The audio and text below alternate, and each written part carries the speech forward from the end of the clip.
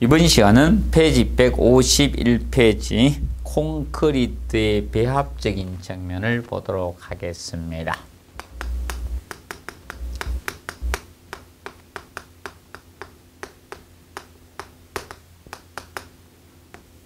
이 콘크리트 배합적인 측면에서는 보통 이 콘크리트의 강도가 일정한 강도가 나와야 되기 때문에 시멘트, 모래, 자갈을 일정 배합으로 우리가 배합을 하게 됩니다. 이때 물, 시멘트비 이런 걸 연관 주죠. 근데 보통 콘크리트의 강도적인 측면, 콘크리트의 강도는 일반적으로 사용되는 그 재료나 물이나 이런 거하고 연관이 있을 수밖에 없습니다. 그래서 첫째로 이 시멘트 강도, 어떤 경우에 콘크리트 강도가 증가가 되는가 하면, 자, 이 시멘트 강도가 클수록 콘크리트 강도는 커질 수밖에 없습니다. 그리고 물을 적게 사용해야 됩니다. 물, 시멘트 비. 자, 이것은 최대한 적어야 됩니다. 자, 물, 시멘트 비는 시멘트가 결합제이기 때문에 물 결합제 비라고도 칭합니다. 최대한 적게 사용해주면 콘크리트 강도는 커집니다. 기억을 해두시고, 그 다음에 이 골재의 경우는 대소립이 적당해야 돼요. 적당. 그래서 골재의 대소립이 적당한 것으로서 실적률이 큰 골재를 쓰게 되면, 실적률이 큰 골재를 썼을 때 콘크리트 강도가 증가가 됩니다. 그래서 적당히 있어야 됩니다. 굵고 작은 것들이. 그리고 자, 측면상 보시면 콘크리트 이제 타설을 할 때 밀실하게 타설 해야지 콘크리트 강도는 증가를 가져옵니다. 그래서 보통 어떻게 해줘야 되는가 하면 적정 시간 진동 다짐을 해주면 콘크리트 강도는 증가가 됩니다. 그런데 장시간 진동 주면 도로 재료 분리로 인해서 강도 저하를 가져옵니다. 그래서 적정 시간 진동 다짐을 하면 콘크리트 강도는 증가가 됩니다. 그리고 적절한 보양을 해 주셔야 됩니다. 그래서 보통 이런 수분 양생을 해주는 것들이 수분 양생. 그래서 양생을 잘할수록 콘크리트의 강도가 나올 때까지 거적을 덮어 씌워서 물을 뿌려주고 이런 양생을 그래서 양생을 잘할수록 콘크리트 강도는 증가를 가져온다라고 보시면 되겠습니다. 그래서 간략히 기본적으로 이 사실을 보면서 세부적으로 조금 보도록 하겠습니다. 그 배합 설계 순서나 이런 배합 강도 이런 거는 꼭 하실 필요는 없고요. 간략히 한번 보십시오. 읽어 두시고. 그리고 152페이지 보시면 물, 시멘트 비, 이 물 결합제 비에 대해서는 정리를 해 두시고요. 그래서 물, 시멘트 비라고 해도 되고 물 결합제 비라고도 해도 됩니다. 결합제, 물 결합제 비 또는 물 시멘트 비. 그래서 물 시멘트 비라는 것은 자, 분모가 시멘트의 중량이 됩니다. 시멘트의 중량이고 분자가 물의 중량비입니다. 물의 중량. 이것을 백분율한 것이 물 시멘트 비의 개념이 됩니다. 물 시멘트 비. 자, 그래서 이 물 시멘트 비는 물 시멘트 비가 크다는 것은 물의 사용량이 증가된다는 것을 의미한다. 물 시멘트 비가 적다는 것은 물의 사용량이 준다는 겁니다. 그래서 시멘트 양이 늘거나 주는 것이 아니다. 그 측면을 기억하시면서 자, 물 시멘트 비를 물 결합제 비를 많이 쓰게 되면 물 시멘트 비가 클수록 크게 되면 컸을 경우 자 어떤 영향을 주는가 보도록 하겠습니다. 물 시멘트 비가 크면 자 좋은 것은 시공연도 자 영어로 워커빌리티라고 합니다. 워커빌리티. 앞으로는 혹시 시공연도의 개념을 이걸로 써서 낼 수도 있습니다. 워커빌리티. 워커빌리티 시공연도라는 것은 시공의 용이성, 작업의 용이성을 가지는 콘크리트의 물건 정도를 시공연도, 워커빌리티라고 해요. 종합적 측면에서 단위 수량 물의 양이나 또는 예를 들어서 배합비라든지 시멘트의 양 또는 공기량이나 온도나 습도 모든 측면에서 작업의 용이성을 나타내는 콘크리트의 물건 정도 이것을 시공연도 워커빌리티라고 해요. 그럼 물 많이 넣으니까 시공연도는 좋아지겠죠. 그러면 시공연도 좋아지면 좋은 점은 이거죠. 건물에 좋은 건 없습니다. 시공연도가 좋아하면 콘크리트 탓을 하는 작업공만 콘크리트 탓을 공만 유리합니다. 빨리 치고 쉽게 치고 집에 빨리 가니까 그 개념이지 건축물엔 좋은 건 없습니다. 워커빌리티 시공연도 좋아져요.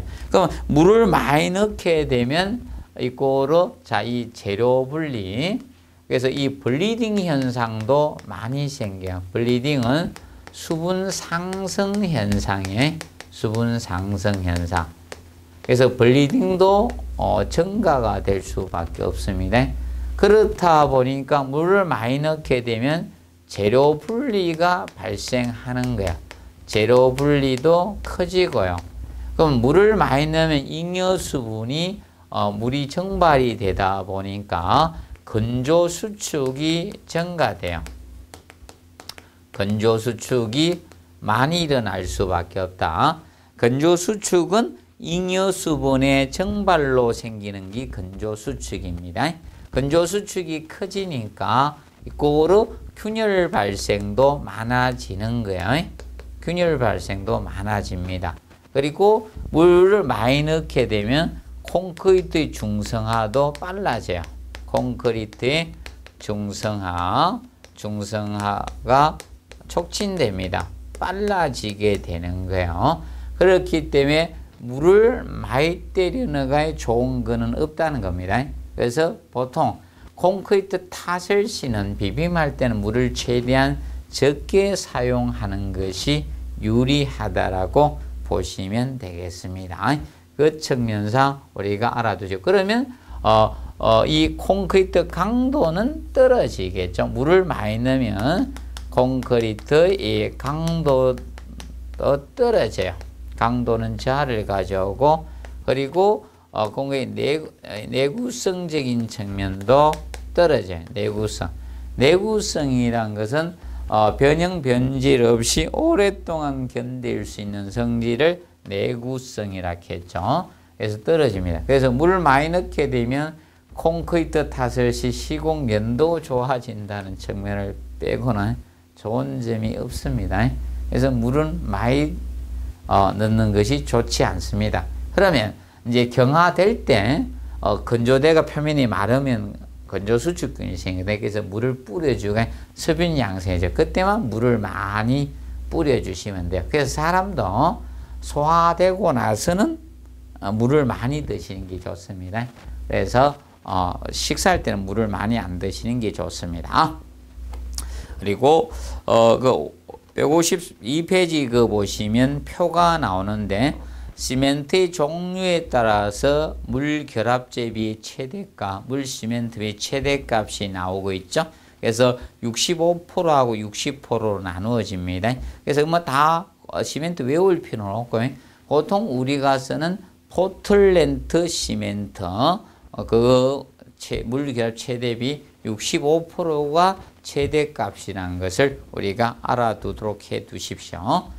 자, 그리고 152페이지. 자, 5번에 슬럼프 시험이 나옵니다. 슬럼프 시험. 슬럼프 시험 테스트죠. 슬럼프 시험. 슬럼프 시험은 자, 이 콘크리트에 이거는 유동성 있는 콘크리트의 시공 연도를 물기죠. 반죽의 시공 연도를 측정하는 시험입니다. 측정하는 시험이 슬럼프 시험입니다. 슬럼프 시험은 저기에도 나왔었죠. 집안조사 방법에서 얘가 답이 됐었죠. 다음 중 집안조사 방법이 아닌 것 같아서 답이 되었었는데 슬럼프 시험은 바로 이겁니다. 자, 이 슬럼프 콘을 활용해서 슬럼프 콘이 보통 위에가 지름시 일반 콘처럼은 생기지 않았고 좀 잘렸다고 보시면 돼. 위에가 지름 10cm고 밑에 지름 20cm입니다. 높이가 30cm 되는 원추형 몰드형의 뿌리형인데 손잡이가 2개 달렸어요. 아래 위는 빵 뚫렸습니다. 콘크리트 3분의 1 넣고 25의 다짐막대로 다지고 또 3분의 1을 추가로 넣고 25의 다짐막대로 다집니다. 또 3분의 1을 마무리해서 수직으로 이 콘을 들어 올립니다. 이것이 이제 슬럼프 콘이라고 해요. 이것을 슬럼프 콘이라고 하고요. 그래서 슬럼프 콘을 들어 올리면 이렇게 되면 뿌령 되잖아요. 옛날에 우리가 드셨던 콘, 브라보 콘 이런 거, 그 콘처럼. 그래서 이것도 슬럼프 콘이라고 합니다. 그럼 이 슬럼프 콘이 되는데 여기에서 자 이겁니다. 그러면 수직으로 들어 올리면 콘크리트 유동성이 있기는 이렇게 퍼져 가겠죠. 흘러내리는데 그러면 여기에서 여기까지 측정하는 것입니다. 얼마 내려왔느냐. 그래서 이 센치를 측정하는데 이 값이 바로 슬럼프 값치가 되는 거예요. 값 또는 치라고 합니다. 그래서 슬럼프 치, 슬럼프 값이 무엇인가 하면 콘크리트의 시공 연도를 나타내는 값이죠. 유동성을. 콘크리트의 시공 연도를 나타내는 값입니다. 나타내는 값이 슬럼프 값입니다. 자, 그러면 이 슬럼프 값은 결과적으로 콘크리트의 유동성을 나타낸다라고 보시면 되죠. 시공 연도를 나타낸 것이기 때문에 유동성을 나타낸다 이렇게 보시면 됩니다. 그러면 슬럼프 값이 크다는 것은 묽은 비빔을 이야기하고 슬럼프 값이 작다는 것은 댐 비빔을 이야기하고 있는 것입니다. 그래서 이 슬럼프 값이 클수록 묽은 비빔이라고 보시면 되죠. 슬럼프 값이 보통 클수록 묽은 비빔이라고 보시면 돼요. 클수록 묽은 비빔이다 이렇게 보시면 되겠습니다. 묽은 비빔. 그러니까 클수록 시공 연도는 좋아진다는 거죠. 시공 연도는 워커빌리티 개념은 좋아진다는 겁니다. 근데 이것이 값이 크면 시공 연도적인 측면은 좋아지지만 강도적인 측면은 떨어진다는 거예요. 내구성 측면도 떨어질 수밖에 없는 겁니다. 균열 많이 생기죠. 그러면 이 슬럼프 값이 적을수록 우리가 댐 비빔 콘크리트다 이렇게 보시면 되겠습니다. 그래서 보통 일반 콘크리트는 이 슬럼프 값으로 우리가 나타내고요. 그런데 고유동성 콘크리트의 경우는 슬럼프 값으로 나타내지 않습니다. 그럴 때는 슬럼프 플로우로 측정을 하게 됩니다.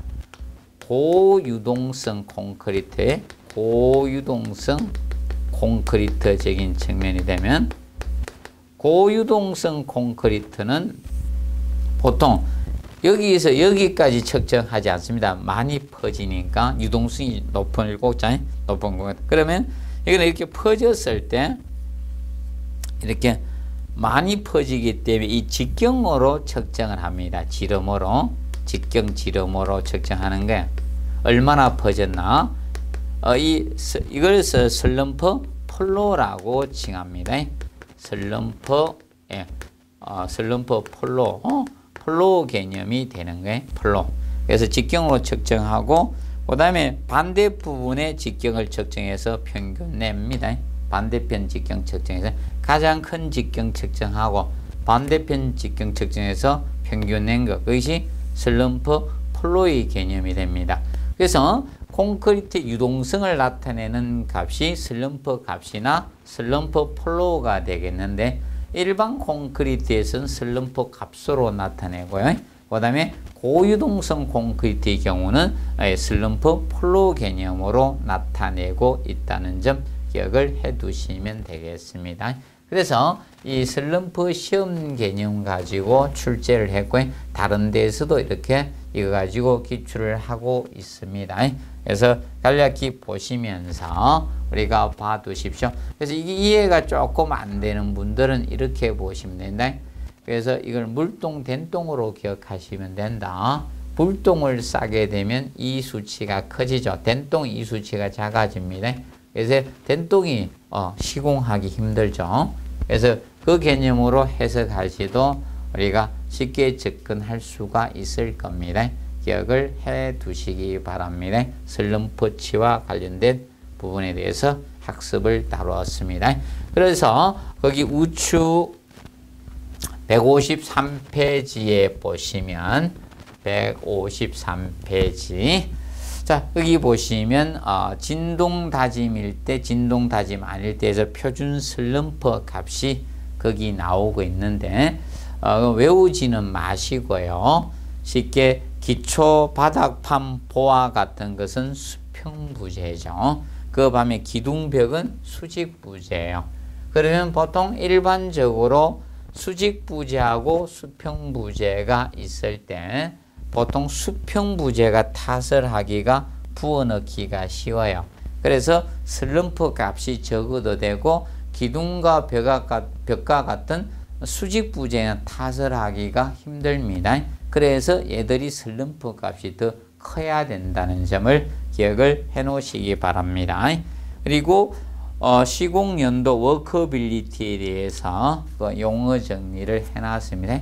더 쉽게 하면 시공연도라고 시공의 용이성, 작업의 용이성을 나타내는 콘크리트 묽은 정도, 이렇게 이야기하셔도 되고, 사전적 개념에서 경도가 크고 내구성 있는 완전한 콘크리트 제작할 수 있는 묽은 정도, 시공의 용이성을 나타내죠. 그래서 이제 종합적 측면에서 작업의 용이성을 나타내는 거라 보시면 됩니다. 그리고 참고사항 시공연도가 사실 제일 먼저 나왔던 부분입니다.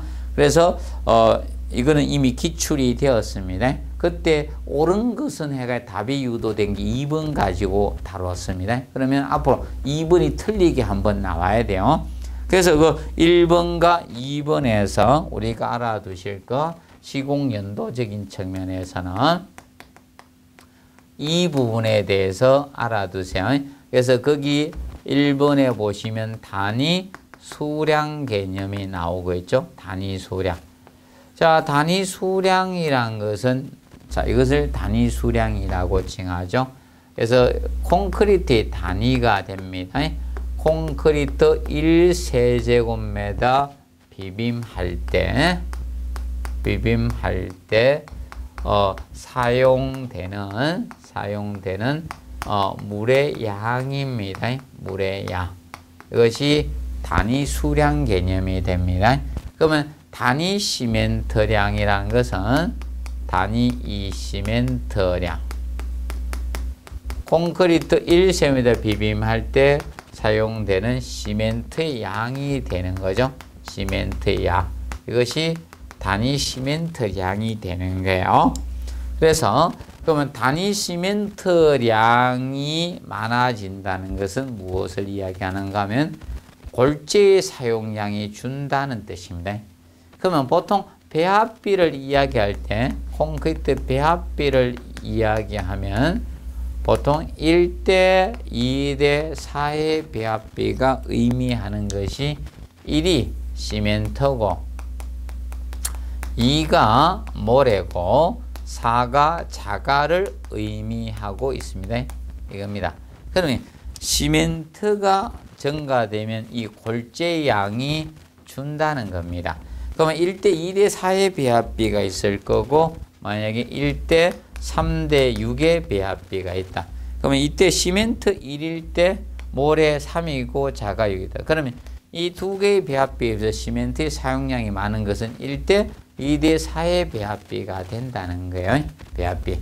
1대 3대 6은 그러면 시멘트 1일 때 모래 자갈 합쳐서 골재 6개 아닙니까? 근데 1대 3대 6은 시멘트 1일 때 골재를 9개 넣어야 되거든. 그래서 얘가 시멘트 사용량이 많아요. 그러면 작은 거의 사용량이 많아. 이게 이제 부배합이 되는 거고요. 얘는 빈배합 개념이 되는 거야. 배합에서 시멘트의 사용량이 많은 배합을 우리가 부배합이라고 칭합니다. 보통 1세제곱미터 콘크리트 비빔할 때 이 시멘트 양이 300kg 이상 사용된 걸 보통 부배합이라 해. 그럼 1대 2대 4의 배합비가 되면 이때는 시멘트가 320kg 들어간 겁니다. 그래서 부배합이 되는데 그래서 시멘트의 사용량이 많은 것이 시공 연도가 좋아집니다. 자, 그래서 시공 연도와 관련돼서는 이걸 명심하시면 되겠습니다. 재료의 입자 크기가 이 작은 것의 사용량을 갖다가 늘린다. 사용량을 늘리게 되면 재료의 입자 크기가 작은 것의 사용량을 늘려준다. 그러면 기본적으로 이 시공연도 워크빌리티는 좋아지는 겁니다. 워크빌리티. 자, 좋아집니다. 시공연도. 그래서 자, 이겁니다. 물이나 시멘트는 입자가 작죠. 그럼 콘크리트에서 비교 대상은 제일 큰 놈 자갈이야. 자갈보다 작은 것의 사용량을 늘리면 시공연도는 좋아집니다. 근데 자갈의 사용량을 늘리면 시공연도는 나빠지는 거예요. 굵은 입자의 크기를 많이 사용하면 시공연도는 나빠진다라고 보시면 되겠습니다. 그죠? 그리고 그럼 입자의 크기가 작은 것의 사용량은 건조 수축량도 증가가 되는 거예요. 건조 수축이라는 것은 잉여수분 증발로 생기는 게 건조 수축입니다. 건조 수축. 그러면 실제 물을 사용하는 것이 예를 들어서 20%라고 보면 실제 지금 한 60% 이렇게 넣거든요. 그 이유가 바로 이 실제 사용할 물만큼 넣게 되면 비빔 자체도 안 돼요. 그리고 콘크리트 탓을 할 때도 어려운 겁니다. 그래서 일반적으로 물을 많이 때려 넣어. 그러면 잉여수분의 증발로 잉여수분 증발로 건조 수축이 발생합니다. 그러면 건조 수축하고 항상 같이 다는 게 균열이에요. 그러면 균열은 우리가 늘어나게 됩니다. 그럼 예를 들어서 이겁니다. 시멘트 페이스트, 시멘트하고 물만 반죽한 형태하고 그 다음에 모르타르, 시멘트하고 모래만 비볐잖아요. 비볐을 때 하고 그 다음에 시멘트, 모래, 자갈까지 콘크리트를 배합을 했잖아요. 그러면 시멘트 페이스트 균열은 가장 잘 생깁니다. 입자가 작기 때문에. 그 다음에 시멘트하고 모래고 그리고 이 골재까지 큰 자갈까지는 콘크리트 균열이 잘 안 생깁니다. 이렇게 보시면 되겠습니다. 그래서 거기 2번 보시면 단위 시멘트량의 증가가 되면 시공연도는 좋아진다. 자, 단위 시멘트량이 증가되는데 왜 좋아지냐? 그러면 골재 양이 준다는 것입니다. 그래서 보통 물 시멘트비하고 혼돈해서 접근하는 분들이 많아요. 모든 조건은 동일 조건이어야 되잖아요. 그러면 동일 물 시멘트비를 기준 잡을 때를 설정을 하거든요. 그렇기 때문에 원래 물 시멘트비라는 것이 물 시멘트비는 아까 전에 시멘트의 중량에 대한 물의 중량비였거든요. 물의 우리가 중량비였잖아요. 물의 중량비였습니다. 그렇기 때문에 자 이거죠. 이 양이 늘어나게 자 여러분들 이건데 동일 조건으로 우리가 써야 돼요. 그러면 물시멘트의 50% 동일 조건을 잡았다는 겁니다. 그러면 시멘트의 중량이 늘잖아요. 그럼 물도 따라서 늘어야지 50%가 되는 겁니다. 그럼 예를 들어서 이거 220 썼을 때 그럼 물은 110을 써야지 50% 나오는 거잖아요. 110kg를 써야지 나오는 거 아닙니까? 근데 이걸 늘려서 시멘트의 중량을 325로 늘었어요. 단위 시멘트 늘렸어요. 그럼 이것도 얼마를 써야 되는가 하면 이거의 절반은 써야 되지 않습니까? 그러면 이것도 160을 써야 돼요. 160 써야지만 나옵니다. 그러면 시멘트가 증가됐다 해서 물이 주는 것이 아닙니다. 물도 따라서 많아지게 되는 겁니다. 그래서 동일 조건이어야 되다 보니까 동일 물시멘트비를 기준 잡을 수밖에 없다. 그래서 여러분들이 알아두실 거 기억을 해두실 입자 크기가 재료 입장에 작은 것을 늘리면요 시공연도 좋아지고 건조 수축 늘어지고 균열도 증가가 된다라고 보시면 되겠습니다. 기억을 해 두시고요.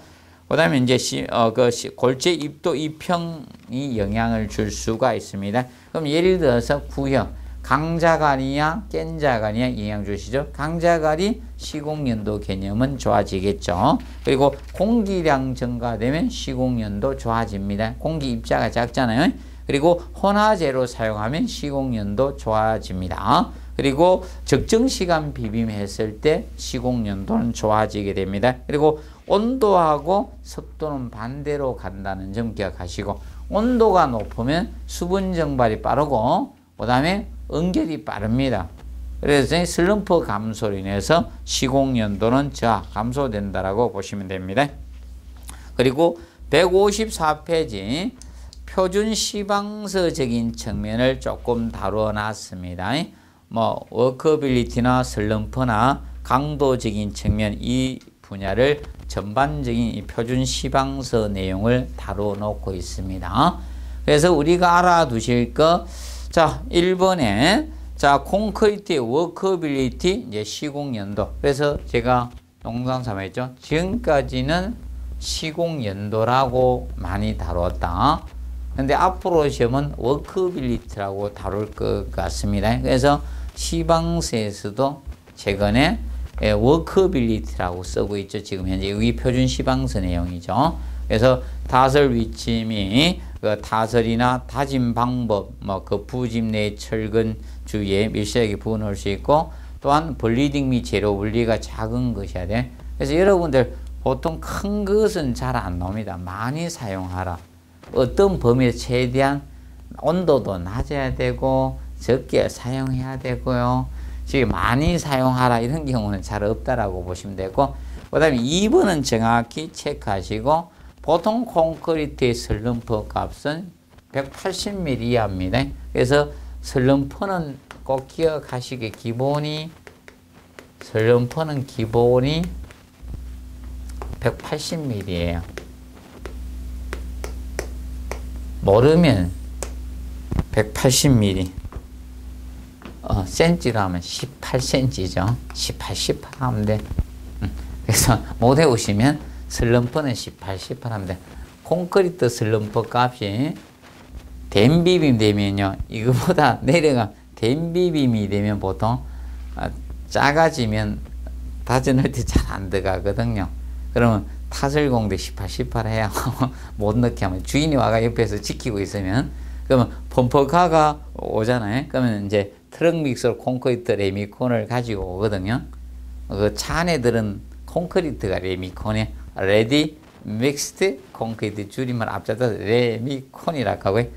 그 차가 제발 레미콘 아닙니다. 보통 분들 차 보고 다 레미콘이래. 그 안에 비비는 콘크리트, 미리 비벼진 그게 레미콘입니다. 그래서 오면 이렇게 보통 공사 타설하기 쉬우라고 범퍼카 그 기사분한테 콘크리트 이제 그 타설하는 분들이 좀 물 좀 뿌리 돌락합니다. 그럼 원래 현장에서 가수하면 안 좋습니다. 전체적인 내구성이나 강도 떨어져요. 품질적으로 나빠집니다.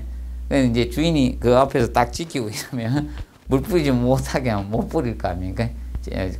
오나가 건축주가 그걸 못 하잖아요. 그러면 콘크리트 타설하면 18해요. 슬럼프 값 안 나온다고. 그래서 모르면 18 하면 됩니다. 그리고 일반적으로 15cm짜리 저거 슬럼프 값이 있고 21cm짜리 슬럼프 값이 있습니다. 그러면 어떤 경우에 작아야 되는가 하면은 고강도 콘크리트 같은 경우. 자, 고강도란 것은 강도가 높은 콘크리트거든. 그 밀실해져야 돼. 물을 많이 넣으면 안 되거든요. 그런 경우는 슬럼프 값이 적어야 되거든요. 그리고 뭐 유동화 콘크리트 이런 거는 21cm로 갑니다. 혹시 이제 유동화 나오면 이거는 좀 커요. 유동화재를 첨가한 콘크리트니까 콘크리트 유동성을 조해서 유동화재나 약품을 넣어서 비비는 것이 유동화 콘크리트거든. 유동화 콘크리트는 210mm 이하거든요. 유동화 콘크리트는 210mm 이하고, 그리고 고강도 콘크리트하고 고강도 콘크리트적인 측면하고 유동화 콘크리트를 만들기 전에 콘크리트, 비벼놓은 콘크리트, 베이스 콘크리트라고 합니다. 이거는 150mm 이하가 되거든요. 15cm 이하입니다. 그래서 이거 이외에 슬럼프 값하면 180mm 18cm로 정리를 해 두시면 되겠습니다. 자, 그리고 3번에 보시면 그래서 콘크리트 강도적인 측면을 다뤘죠. 그래서 표준형인 공시체를 해서 재령 28일 강도로 측정합니다. 콘크리트는 재령 28일 강도가 됩니다. 28일 압축 강도. 이걸 기준으로 잡습니다. 그래서 이걸 나중에 설계 기준 강도라고 합니다. 설계 기준이 되는 강도를 우리가 찾고 있습니다.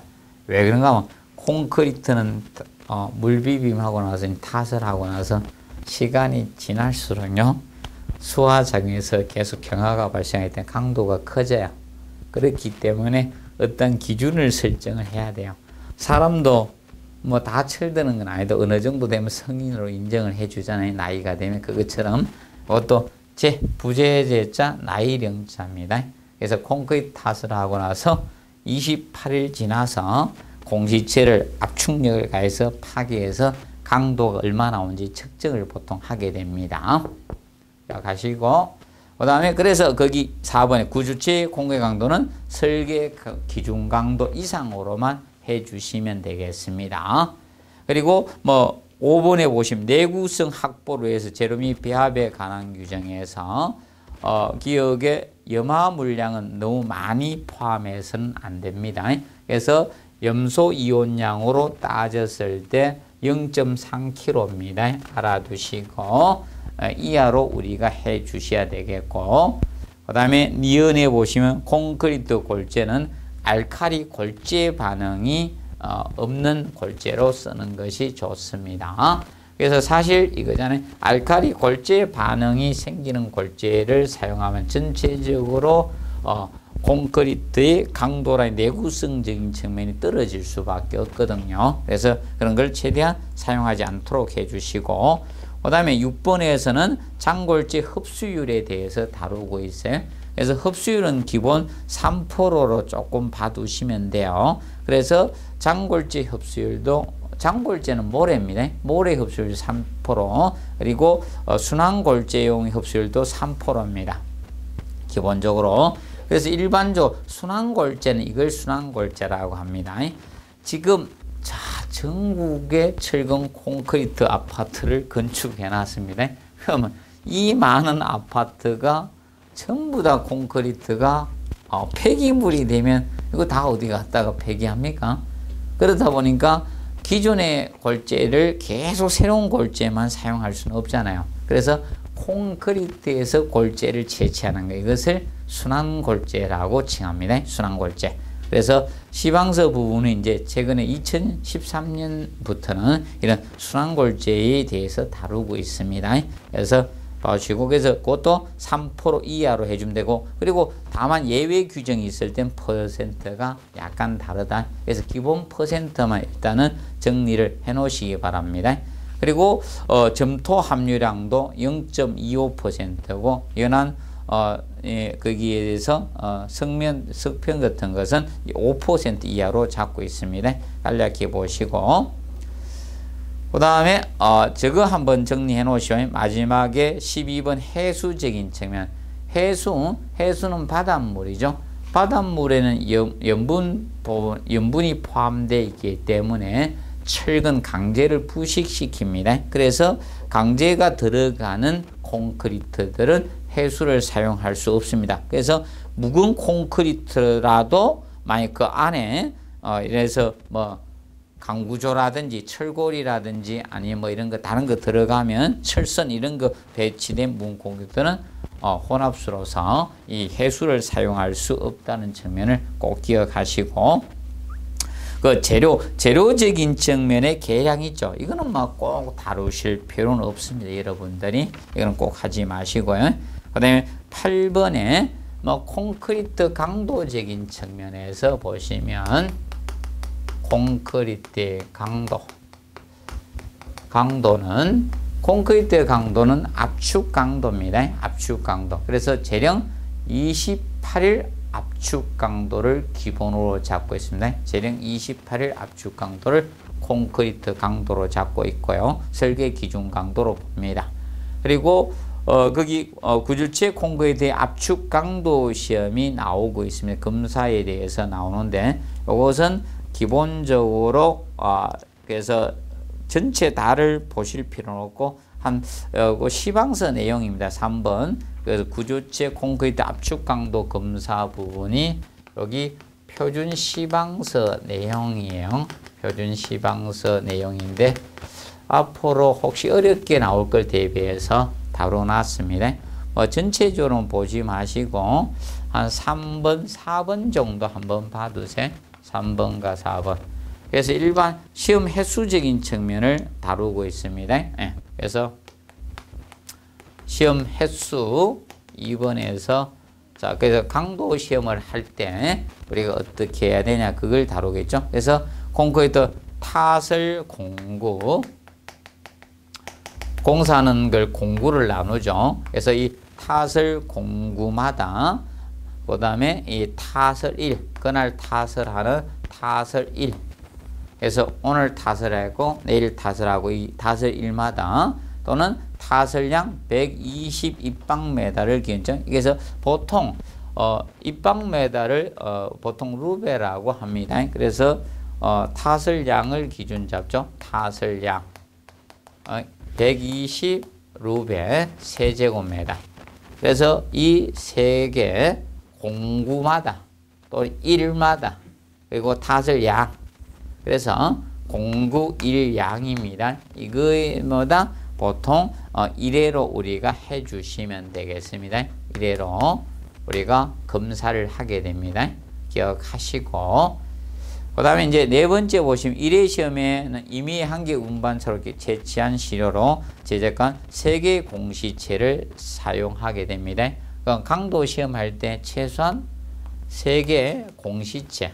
그래서 이제 공시체를 보통 둥글게 만들어서 보통 콘크리트 부재를 부술 수는 없잖아요. 그러면 자 보통 여러분들 트럭 믹서가 오게 되면 일단 콘크리트 탓을 하기 전에 그 양의 일부분을 그 공시체를 제작을 해서 놔둡니다.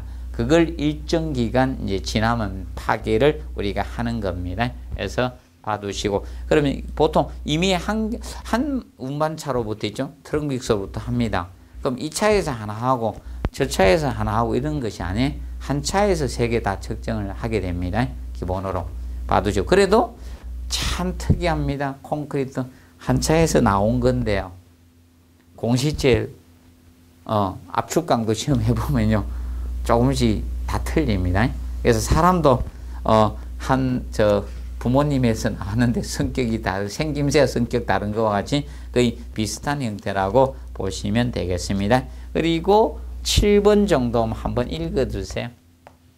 뭐 혹시나 해서 했는데 느낌이 3번 요거 조금 집중해서 좀 정리를 해두고 시험 횟수 압축 강도 시험하는 거하고 그래서 그 7번에 나오는 코어 공시체 압축 강도에 대해서 어떻게 우리가 했을 때 합격품으로 보는가 그 퍼센트 정도 한번 기억을 해 놓으시면 됩니다. 그래서 퍼센트가 약간 차이가 있죠. 그래서 거기 보면 코어 공시체 압축 강도의 시험 결과 3개 이상의 평균값이 설계 기준 강도의 85% 이제 도달하게 되면 우리가 하나 봐주고, 그중 하나의 값이 설계 기준보다 75%가 작지 않으면 합격으로 봅니다. 그러면 평균 낸 것이 85%고, 만약 그것이 예를 들어서 평균 내더라도 만약에 이렇게 되면 안 된다는 겁니다.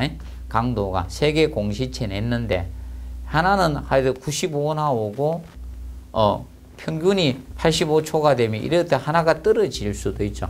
뭐 위에 게 크면 2개의 공시체는 예를 들어서 95, 95가 나왔어요.